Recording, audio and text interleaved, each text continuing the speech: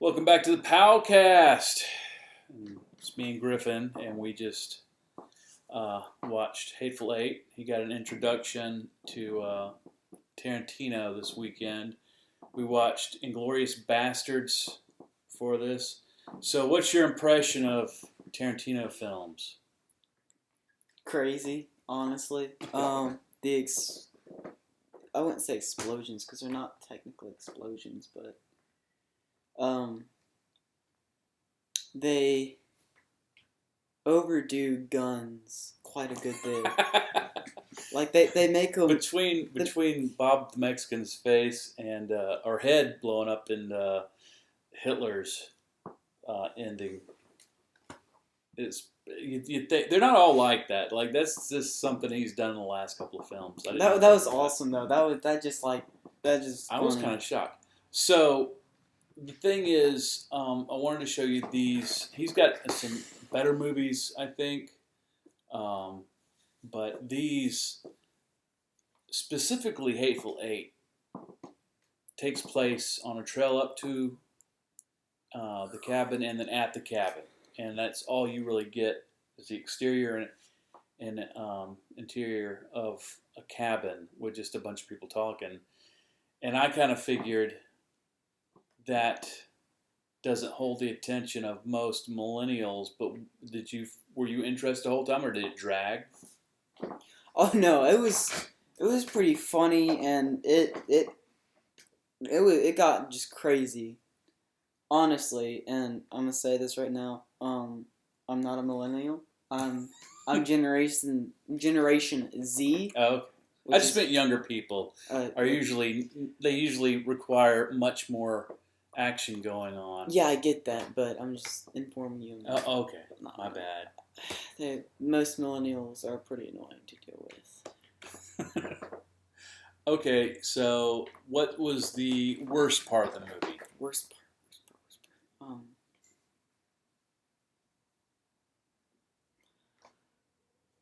I mean, I don't know, because there's not really, I guess, the credits. Because I kind of wanted to see what happens. Like, there was one good part, not one good part, but it was all just equally awesome between Inglorious Bastards and the Hateful Eight. I say the credits because most of it never really sat there doing nothing, and there was constantly dialogue and interactions between the characters were constantly interacting, and even the times when it went back to explain what had happened, there was still dialogue. The only time that there wasn't dialogue was in the beginning, which the opening is what I mean.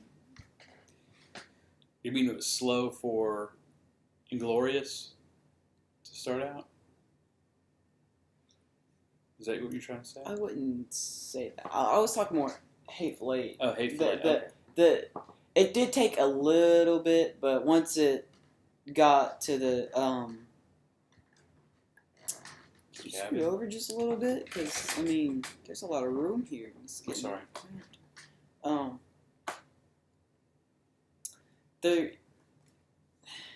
Nah, I kind of forgot what I was saying there. Would you please remind me? What was your favorite? Between the two, I think Hateful Eight. Although it took a while to get over with, though. It was a very long movie. I think it just felt longer because we're pressing for time because I got to get you back on the road to your mom's house. Yeah. What? You were saying something?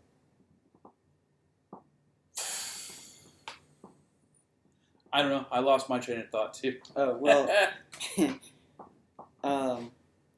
I say Hateful Eight just because of the twists, the plot twists. Yeah. It was really cool. Mystery.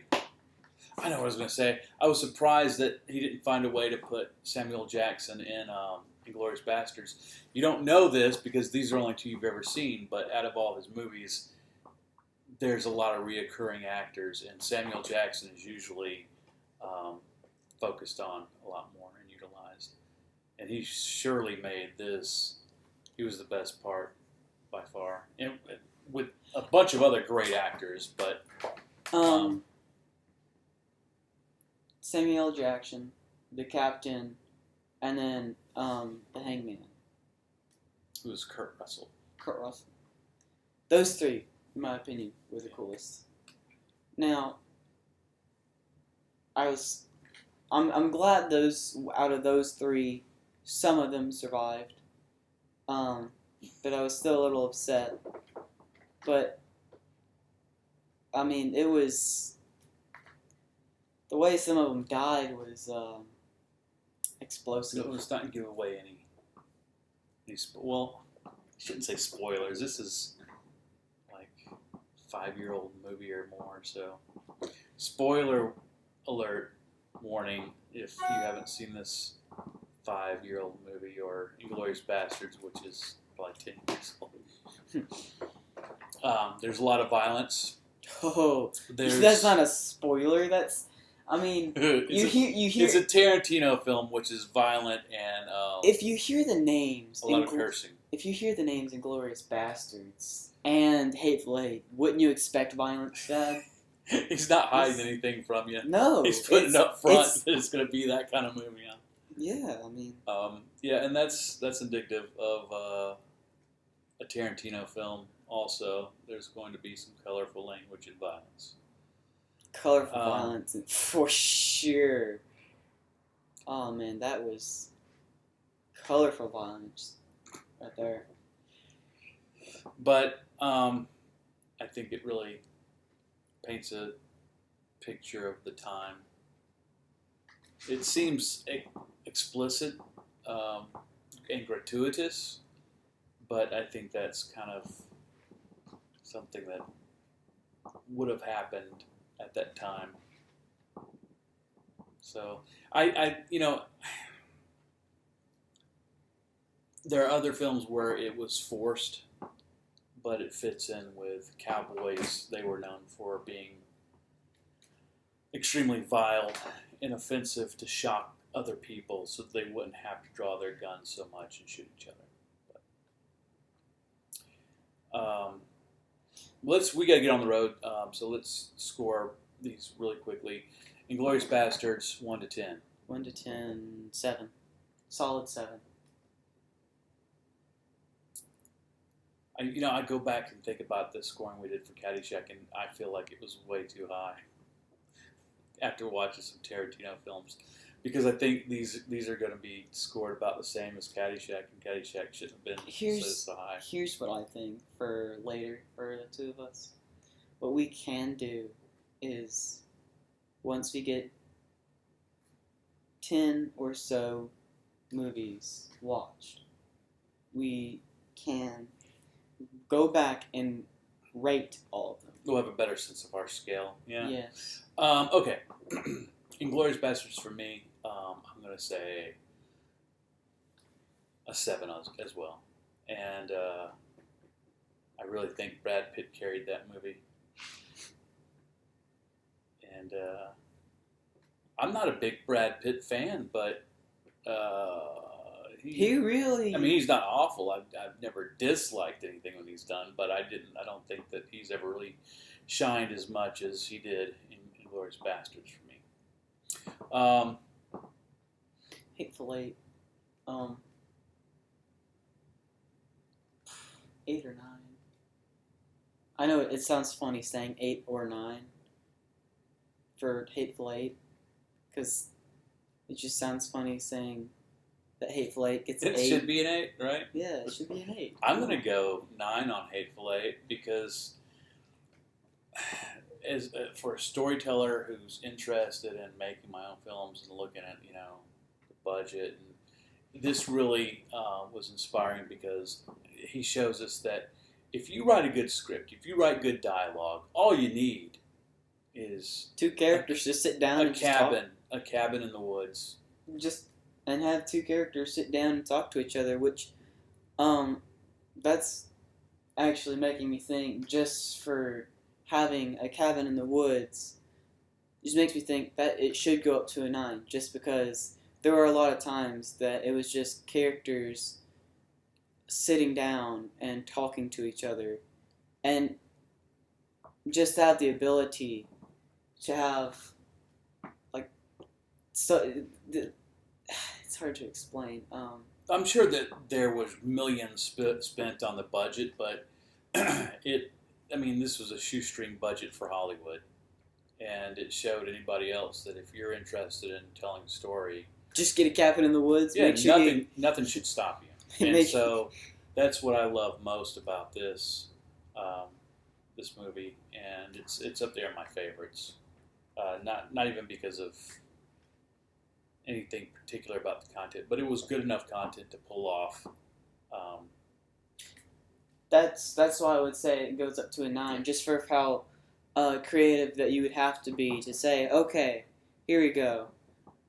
I'm going to make a movie, but I'm only going to use a trail and have a cabin, where the cabin is going to be used for most of it. When I say most of it, I say like 98% of the film was used on the cabin. And to think, a cabin, yes, there's a lot you could do with it, but considering there's a certain set of characters you have, and you can only use a cabin that's based off of what 1800s from back then. That really limits you. It's later 1800s because they were from they were Civil War veterans. Yeah, that is. It was over. We're gonna make this quick because we can run, but we want to ask everybody to please leave comments. Please leave a like. Please, if you leave a dislike, tell us what we can do better. Give us any feedback whatsoever, so that we can make our reviews better moving forward. Please go check out Professor Powell on Facebook. I've got some horror classes, and anybody who's interested in working a haunted attraction, you'll get a lot out of taking my Outschool course. $60 for 8 weeks. You can't beat that. And even if you just want to learn a little bit more about horror, I've done a lot of research and sharing a lot of really interesting information about how we as humans react to fear. What else do we have to plug? The problem of the camera, because you couldn't get it to work. Yeah, last time, and I hopefully we have video to this. Last time our video stopped after like 2 minutes, and we had to do a slideshow presentation with the audio. Hopefully you're seeing it right now. If you're not, you're having to watch some really silly pictures that I've had to grab and put together, and hopefully I've done an entertaining job with that. But and even hopefully with that because the last one, it still wouldn't work. I'm just going to put up weird stuff that I drew or something. I don't know. But hopefully I don't have to do that, and you're watching this video. And I don't know. We'll have to start doing something more entertaining with our faces to make them want to see this. We'll do a puppet show or something. No. All right. Well, I bring this up because if anyone knows how to fix it or has any suggestions of anything that might be better, please leave a comment, which he's already said to please leave a comment, but this is a problem that I really want to have this confronted right now. So it's not... Right now? Yeah, right now. You have time to think about it. Don't let him pressure you. Look, we got to go, though, speaking of pressure. We'll see you next time on Powcast. Push the button, Frank.